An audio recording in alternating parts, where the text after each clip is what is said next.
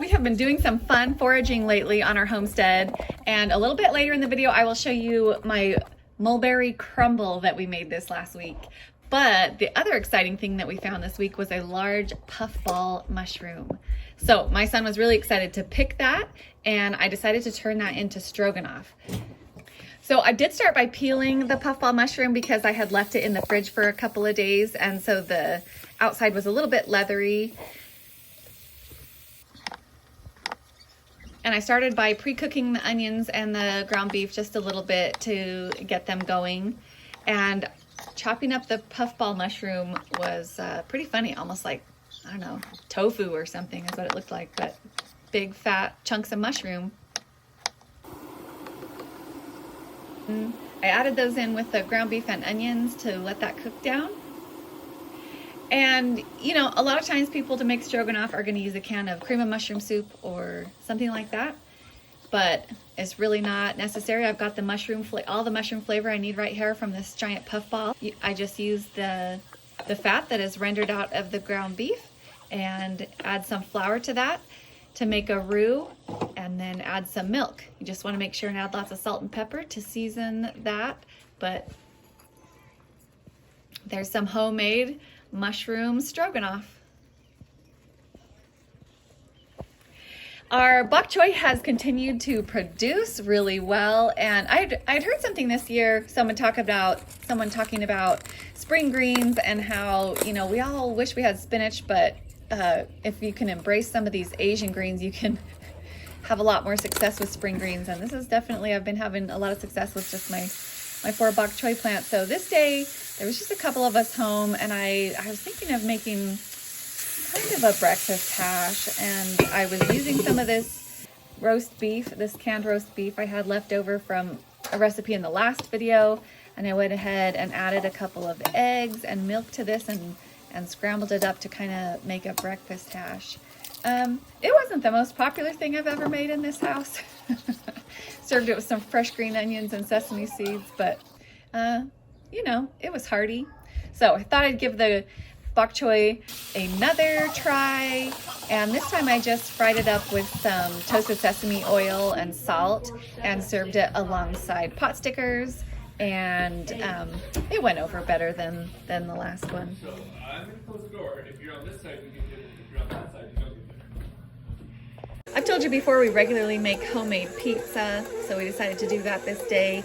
It uses up some good milk too to make homemade mozzarella cheese, and toppings were a bit sparse, but nobody complained. Like, people with like disabilities. We got our first watermelon of the season from the store, and you know what? It was disappointing. So I'm really glad we have a patch of watermelon growing. We fed our rinds to the cows and the pigs, and they all enjoy those watermelon rinds. Put it down, that buttercup. This was actually the summer solstice. We had a family celebration. We set up our bonfire, set up our fire pit, and just spent the evening outside enjoying. It was a gorgeous day. It was not too warm, and so we've had summer solstices before where the bonfire was kind of torturous to sit in front of, but we just sat out until the sun set, and it was just a gorgeous sunset that night. And then we watched all the fireflies come out as it got dark.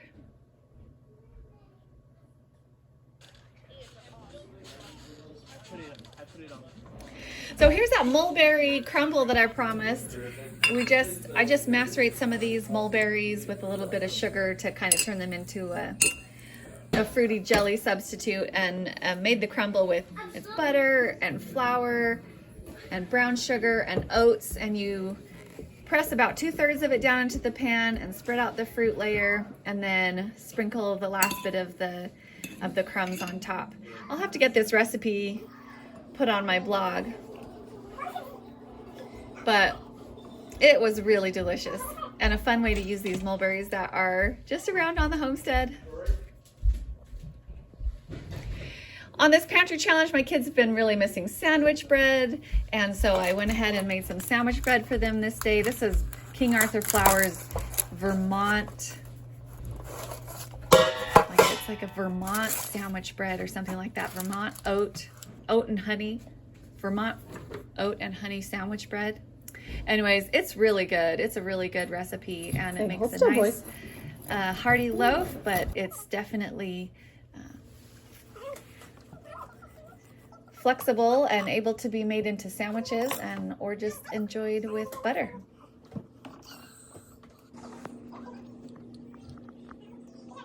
My bib lettuce has been producing as well, and so I decided to take advantage of this with a salad night. So taco salad was on the menu for dinner tonight. I grabbed some radishes as well to add a little bit of spice to our taco salad. And here's my mandolin. I've had this mandolin for slicing things since Jeremy and I got married, and really it's time for a replacement because I'm sure it's so dull, but it's the most useful tool. I just love it for preparing vegetables. Turn the radishes into these little matchsticks that are perfect to sprinkle on a taco salad. I made some homemade queso fresco to go on top, and so that's what we've been eating on the homestead this week.